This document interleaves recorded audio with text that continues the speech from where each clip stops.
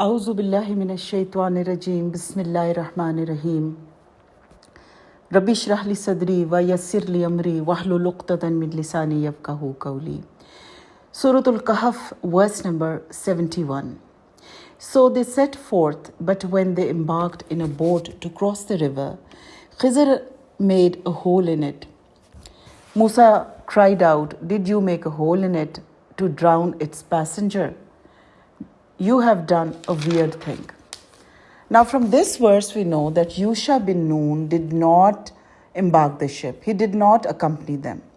And we find that this ship was sailed by people who were known to Khizr alayhi salam, and because these people were, we see that they were familiar with Khizr alayhi salam. They said that we will take you free of fare. Why was that? Because they were familiar.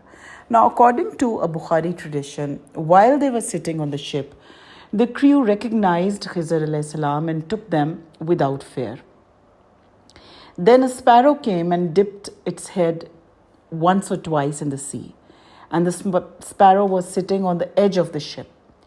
After this, Khizr alayhi salam said to Musa alayhi salam that, "O Musa, my knowledge and your knowledge have not taken from Allah's knowledge except like the amount of water taken by the sparrow from the sea with its beak." Subhanallah. Ma utu minil ilmi illa kalila. You have been given very little of knowledge. Then Khizr alayhi salam went to one of the planks of the boat and plucked it out. So what happened? Musa alayhi salam forgot and said, "Have you made a hole in it so that you can drown its people? You have done a weird thing." Now, apparently, Musa alayhi salam sees that Khizr alayhi salam is repaying someone's kindness with cruelty. And because he is a teacher, he is a prophet of Allah, he speaks out. The prophets see evil and he speaks out and he tells people what they have done wrong. So instantly he responds and reacts to this and says that, "Why did you do this? They were kind to us and you have responded with cruelty." Verse 72, he said, "Didn't I say that you would not manage to have patience with me?" Verse 73, Musa said, "Pardon me, pardon my forgetfulness. Do not be angry with me on account of this mistake."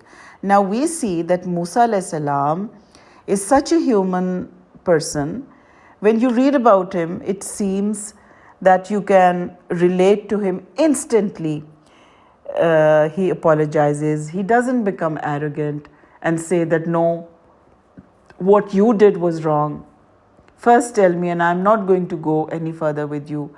Instantly he says, "Forgive me and don't be harsh upon me." Now this carries a big lesson for us, that in our day-to-day life, there are many occasions when our dealings with people are wrong, our approach towards a matter is wrong, and maybe our behavior and attitude is wrong. Mostly we do realize it as wrong later on, or someone from our well-wishers makes us realize that. Because this is my firm belief that the person who is reminding you of your faults is your well-wisher, one who has concern for you. Otherwise, why would he bother to take the trouble?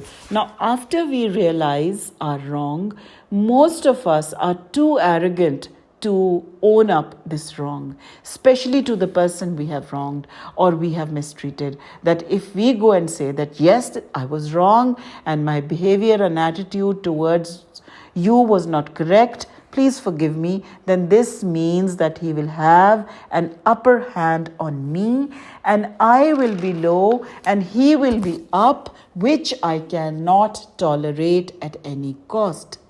Remember, we read in a hadith that the fasik or munafiq sees his sins like a fly, which he shrugs off his shoulder. That what if I uttered that small lie? What if I was abusive to someone? I was in a fit of anger at that time. So this justifies my action. But a moment cannot be like that. He sees his small sins like mountains. What if Allah asks me about it? What if Allah becomes angry with me because of it? And the rest doesn't matter. Whether he is low or high in someone's eyes, his objective is Allah's pleasure, which he cannot risk at any cost. And there's another hadith which says, the gist of which is that accounts should be settled in this world, because it is better to blush in this world rather than blush in the akhirah before Allah subhanahu wa ta'ala. Recognizing and apologizing for your wrong behavior is not belittling or lowering yourself as we think it to be. Maybe that apology raises your ranks in Allah's eyes and in the eyes of people as well. And at this point, I would like to quote an incident. It so happened that a few months back, I went to a wedding, and when I entered the hall, I met a lady, and she was the wife of one of my father's good friends. And she saw me after a very long time, and she said that, what have you done to yourself? You have simply spoiled your looks as well as your image. And then as we moved further, she got hold of my daughter and she said, please don't ever be like your mother. You are so pretty. Don't spoil your looks with parda. Then again she addressed me that you have become an extremist and there is no parda in Islam. And the only parda is the purity of your vision and heart. And then when we sat and settled down, she again called me and said that, you call your husband. I want to meet him. So I called and introduced my husband to her. And she said to him, how come you are putting up with a woman who covers? Why don't you tell her to stop? Then after a while, again she got hold of me and said, I'm praying that your daughter doesn't become like you. And I feel sorry for you. You have no joy in life, because the joy of a woman revolves around dressing up nicely. And nowhere in the Quran it's written that a woman should cover. And then I said to her that, have you been through the Quran? She said, no. I've just studied the translation of 3 paras. I tried to explain to her what the Quran says about it. Naturally, I was very upset after this incident, because being insulted publicly is something very hard to bear. And the next day, this woman took my my cell number from a cousin of mine. And she said that because of guilt, I felt so restless all night that I could not sleep even for a moment. She said, I got up before Fajr and I read 2 Nawafil of Tawbah, but she said it did not help my restlessness. Then she said, I again read 2 Nawafil of Tawbah at Zuhr time, and then she said, a thought overwhelmed me that if you don't seek forgiveness from the one you have hurt, you will not be forgiven. And she kept on apologizing for, I think, an hour or so, and asked me again and again that, have you forgiven me for insulting and hurting you so much? And I was feeling so sorry for her, a woman who is old enough to be my mother, a woman who had lived a prestigious life, showing so much humility before me. I forgot all about the event of the wedding, and she secured a very honorable position in my heart. And maybe she lacks knowledge, but she fears Allah, and she fears accountability so much. Verse 74. So they journeyed on until they met a boy, and Khizr alayhi salam slew him. Musa alayhi salam said, you have killed an innocent person, though he had killed nobody. Surely you have done a horrible deed. Now this boy was not a child, as we always imagine, but a teenager. Now this seemed even worse, and Musa alayhi salam said, have you killed a boy, and an innocent boy who had killed no one, meaning that the law of Qisas was not applicable on him. Verse 75, Khizr alayhi salam said, "Did I not tell you that you will not be able to bear with me?" Verse 76, Musa alayhi salam replied, "If ever I ask you about anything after this, you may not keep me in your company, for then I should deserve it, because you will have an excuse in my case." Now Musa alayhi salam again apologizes and says, one more time, one more chance, and you will be justified in leaving me. Verse 77, they traveled on until they came to a people of a town. They asked them for some food, but they refused to receive them as their guests. There they found a wall on the point of falling down, so he restored it. Musa alayhi salam said, "If you wanted, you could have demanded some payment for it." From this verse, we learn that the strangers are entitled to the hospitality of a people.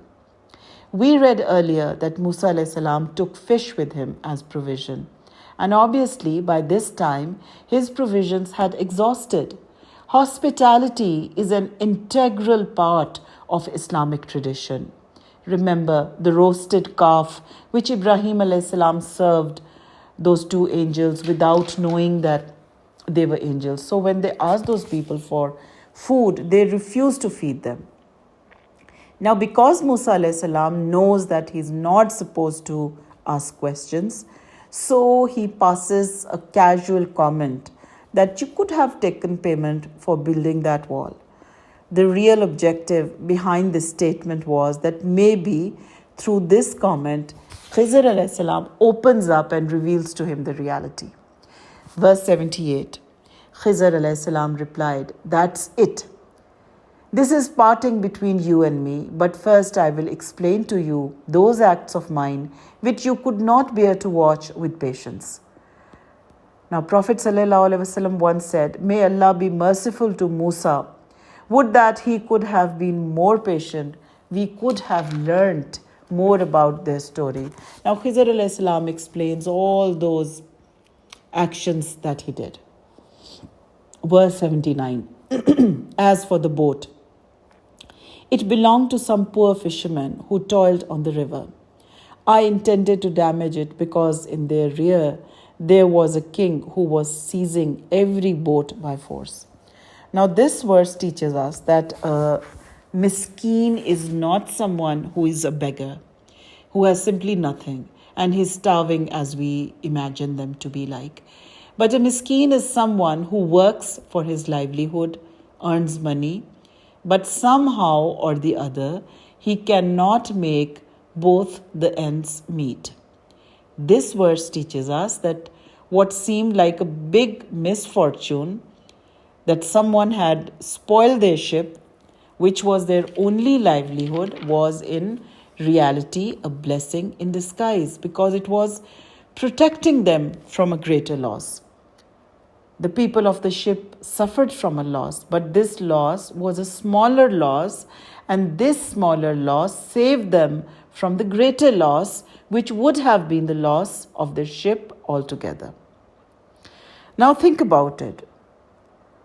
Let's apply this to ourselves. When we suffered a financial loss, for example, someone steals our wallet or we drop it somewhere, it contained all our money.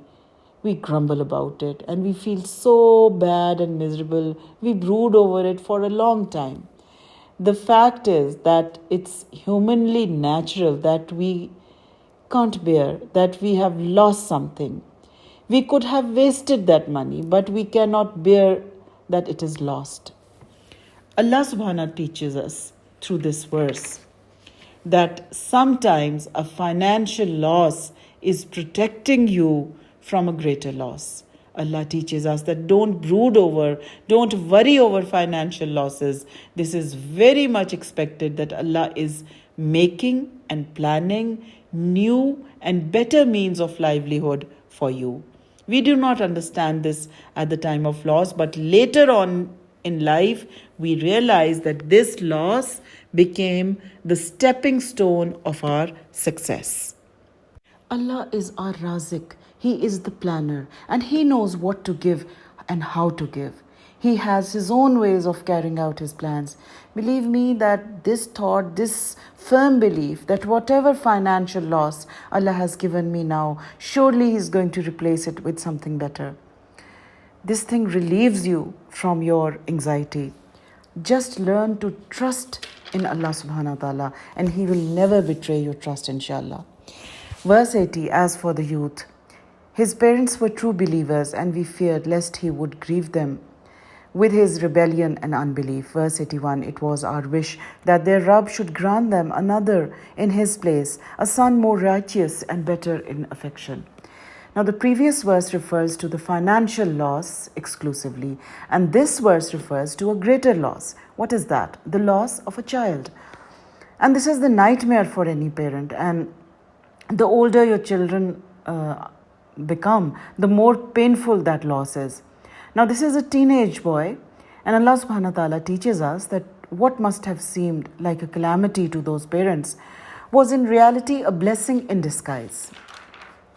Why? Because Allah knew, Allah told Khizr alayhi salam that if that teenager would have been allowed to grow up, he would have been a sinner. He would have harmed his parents. He would have oppressed them. So Allah had something better in store for them, that they are going to be granted with a child who will be a true believer. And this is Allah's way of helping to believing parents.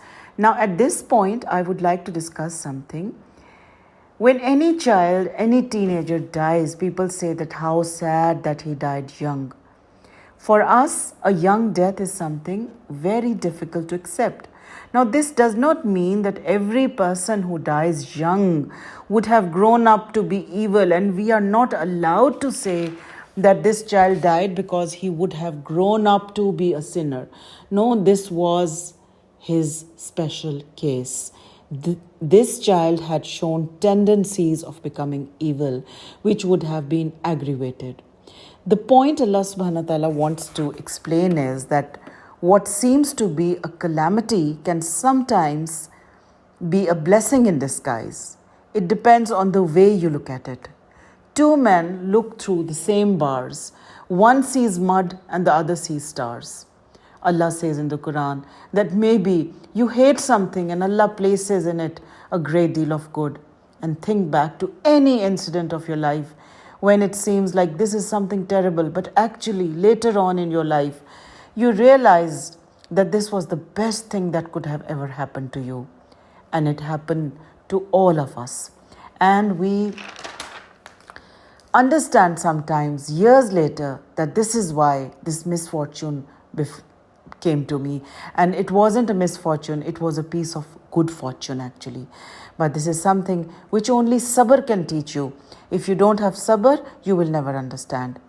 Another thing important is in this verse, which teaches us that what are the qualities of a good son?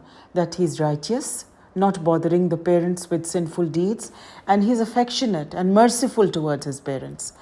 Verse 82, as for the wall, it belonged to two orphan boys in the city, and beneath it their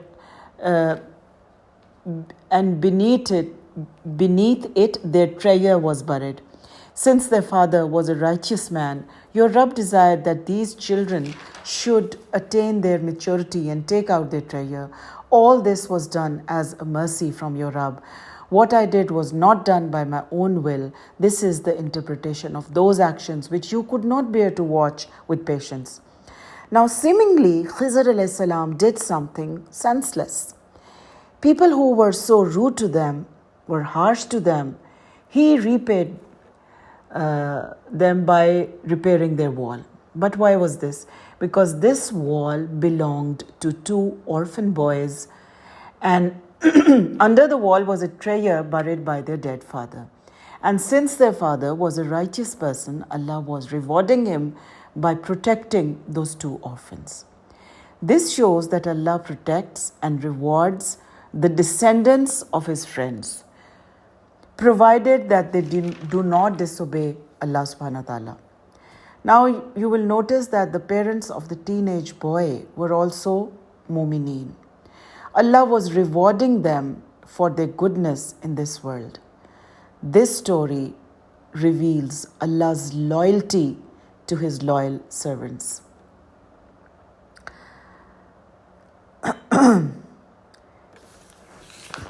It says elsewhere, the forefather of the two orphan boys lived 7 generations before them. He was someone dear to Allah. Therefore, it was to grant His wish and to bring benefit to His children that Allah subhanahu wa ta'ala made this arrangement. Muhammad ibn al-Munzir says that it is because of piety and righteousness of a servant of his that Allah subhanahu wa ta'ala protects His children and the children of His children and His family, even the homes that are built around them. And the barakah of the men of Allah is endless. We are told that the barakah of someone who loves and obeys Allah extends to 40 houses towards his left and 40 houses towards the right of his house. In other words, Allah moves in mysterious ways. We might not always understand His communication with us, but it depends on how we view it. And then Khizr alayhi salam concludes, Rahmatan min Rabbik, a mercy from your Lord. And then he says that I did not do anything by my own will. And this again clarifies the point we discussed in the beginning of the story, that Khizr alayhi salam has a special status because whatever he is doing is divinely ordained and it is revealed to him. So no one else is authorized to do that, Allah told me to do this in my dream, so I'm doing it. People are not authorized to do the same, that Allah guided me or Allah revealed to me the reality, so I did this and I disobeyed this law of Allah.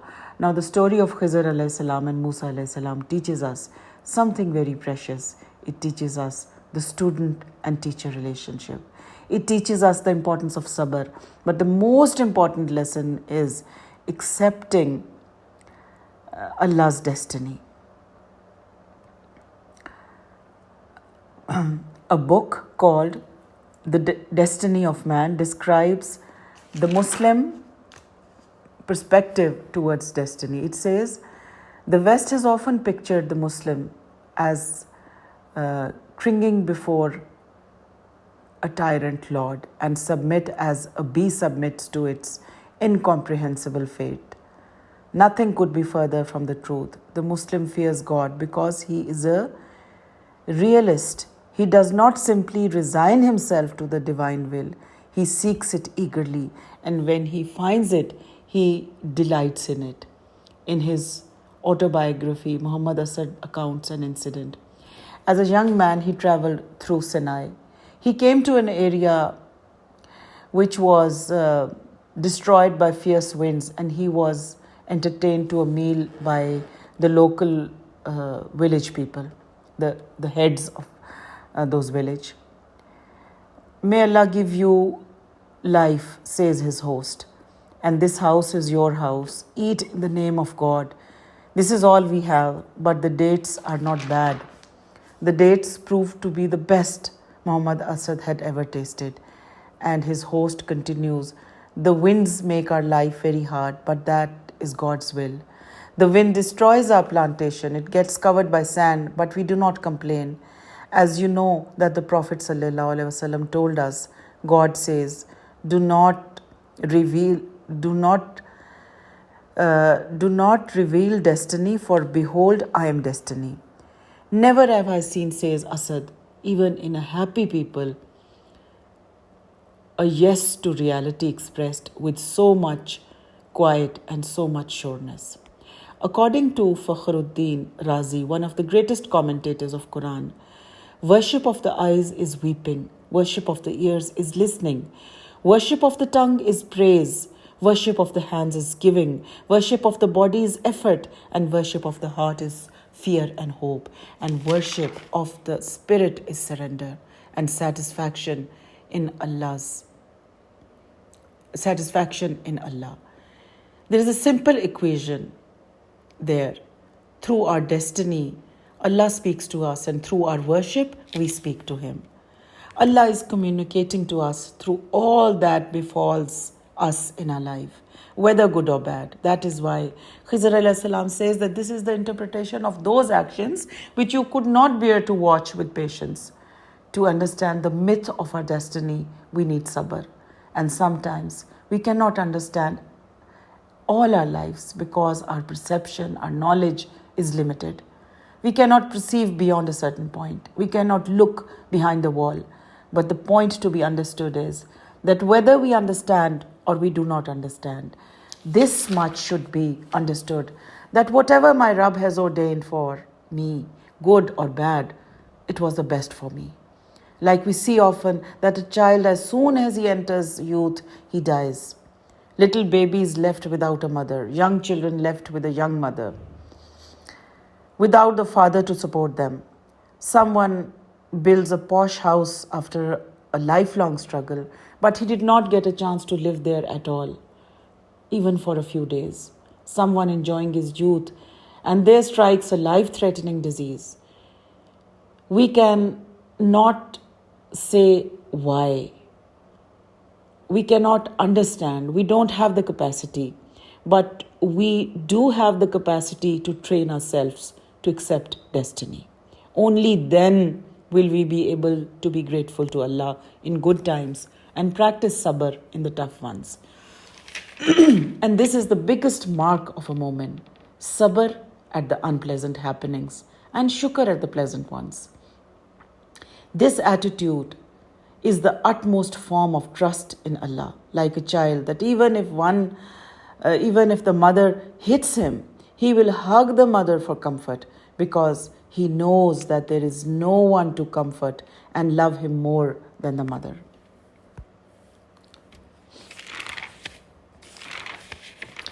Verse 83. O Muhammad, they ask you about Zulkarnain. Say, I will recite to you some of his story. Now we come to the final story of Surah Al-Kahf. Remember that the Jews instigated the Quraysh, and they asked three questions. Instigated by the Quraysh, asked three questions. One question was about the man who traveled all around the world, and this referred to Zulkarnain. Zulkarnain literally means the one with two horns. It could be the form of headgear worn by the kings in those days. For as we read about Zulkarnain, we know that he was a king. Popular theory includes to the view that he was Alexander the Great. But there is a very big flaw in that theory, namely that Alexander the Great was a pagan and Zulkarnain is a Mu'min. And a very strong Mu'min. We find that Surah Al-Kahf stories represents the human being in three situations. We see a helpless Mu'min in a hostile environment, the people of the cave. So they leave the hostile environment and do hijrah. We see a free Mu'min, taslim, that is acceptance of the divine will. This is Musa alayhi salam. And now we see the powerful Mu'min in full command of his environment. The more popular theory is that this is an allusion to King Cyrus of Iran, and his story most closely corresponds to the story of the Quran on Zulkarnain. Wallahu alam, Allah knows best. The important message for us is not who he was, but what he did. Verse 84. Indeed, we established him in power in the land, and we gave him all kinds of ways and means. Allah teaches us that he was a powerful man of enormous resources, and he had extensive facilities at his disposal. Verse 85. So one time he followed a certain expedition towards the west, and he marched on. I think we have to end here. Wa akhiru dawana anil hamdulillahi rabbil alameen.